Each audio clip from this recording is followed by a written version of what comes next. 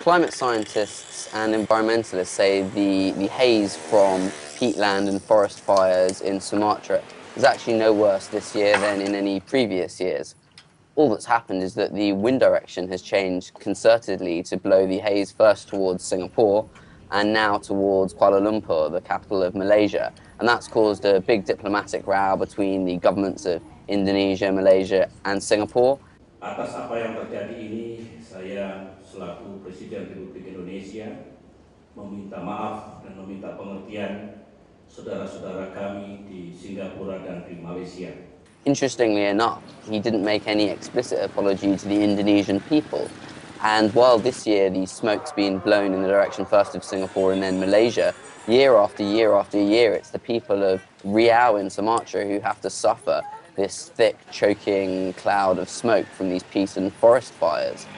Environmentalists and climate scientists say that every year there are hundreds of forest fires in Sumatra, which is one of the main plantation areas in Indonesia. There are a lot of big companies and smallholders growing palm oil and trees for pulp and paper production there. And ultimately, burning is the cheapest and easiest way to clear land. It's extremely difficult to identify the companies and individuals responsible for these fires in forest and peatlands.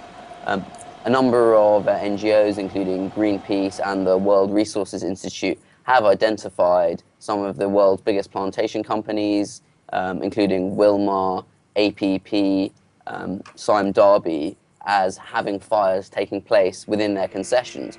Environmentalists say it's impossible that these are accidental or that they're all started by smallholders. There must be some sort of planned large-scale burning going on by companies to allow them to cheaply grow new plantation areas. All these companies have downplayed these allegations, saying that while there may be fires occurring on their concession areas, they are not responsible, and it's third parties such as smallholders who started all these fires. The key problem here is that Indonesia suffers from rampant corruption and weak governance. If you draw out from that issue into how the government could possibly crack down on this, one of the problems is data. There is no clear map which shows who owns which concessions, so it's very hard for anyone to police this situation, because there are certain cases where environmentalists have used publicly available maps to accuse certain large companies of burning the forest, and the companies have denied it, saying the data is incorrect. Ben Bland, Financial Times, Jakarta.